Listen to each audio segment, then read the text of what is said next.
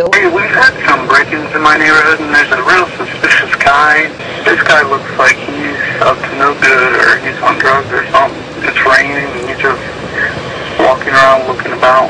Okay. And now he's just staring at me. Yeah, now he's coming towards me. Something's wrong with him. I don't know what his deal is. These assholes, they always get away. He's running. Are you following him? Yeah. Okay, we don't need you to do that. Okay. When did you next see Trayvon Martin? Less than 30 seconds. Okay. Where exactly were you at that point? And how far away were you from your car at that moment?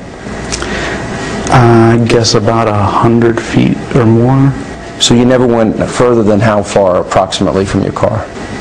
I'd estimate it to be approximately 100 feet. So you never went further than that from the car? No, sir. Okay. And so at that point, Trayvon is, all of a sudden you turned around and there he was? Yes, sir. What happened next? He asked me what my problem was.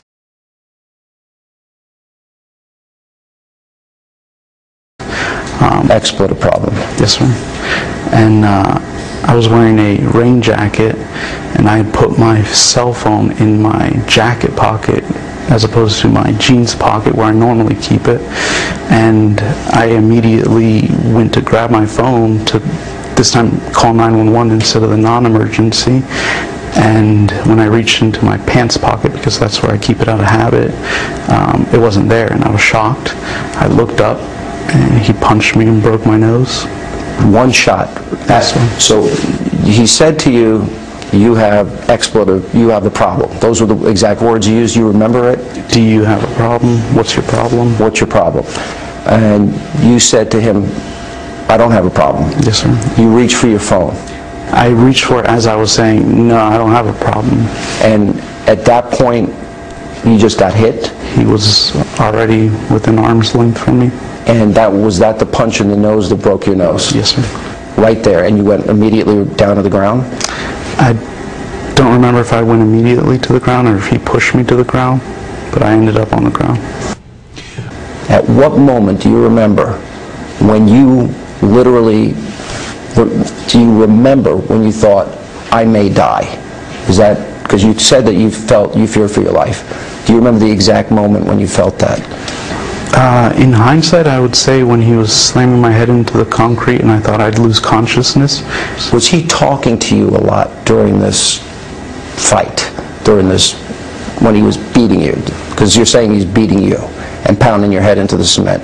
Was he talking to you during that time? Yes. And he was saying? Cursing, telling me to shut up, and then finally telling me he was going to kill me. And he said those words.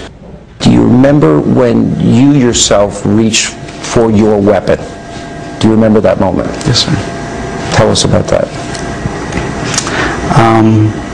At that point, I realized that it wasn't my gun, it wasn't his gun, it was the gun. Did he say anything? Because you said he was talking a lot about the gun. Did he say he noticed the gun? He said, you're going to die tonight, and took one hand off of my mouth, and I felt it going down my chest towards my belt and my holster, and that's when I didn't have any more time. There was one report, or a police report, that actually said you didn't know after you fired, you thought you missed? Yeah, I didn't think I hit him, yes. Yeah. Did you know that when did you know that Trayvon had died? When I went, probably about an hour after I got to the police station. After the shooting, and you saw that he was laying there, and obviously injured, there was a moment where you realized that he was shot?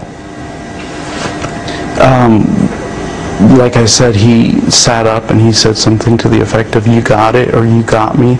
I assumed he meant, okay, you got the gun, I didn't get it, I'm not going to fight anymore. At which point I got out from under him. That again, I'm sorry, and I pray for them daily. I want you to listen to another thing that he said, because he was asked by Sean Hannity whether or not he had any regrets with the way in which the night played out back in February. Here was his response. Is there anything you regret? Do you regret getting out of the car to follow Trayvon that night? No, sir. Do you regret that you had a gun that night? No, sir. Do you feel you wouldn't be here for this interview if you didn't have that gun? No, sir. You feel you would not be here?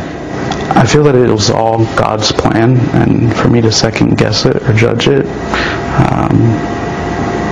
Is there anything you might do differently in retrospect, now that time has passed a little bit? No, sir. So Sabrina and Tracy, when you heard that it was part of God's plan in George Zimmerman's mind, what did you think? I don't understand what he was thinking by saying that it was God's plan that he murdered our child. And I really don't understand what God he worships, because it's not the same God that I worship. Sabrina? And why would God have him to kill an unarmed teenager?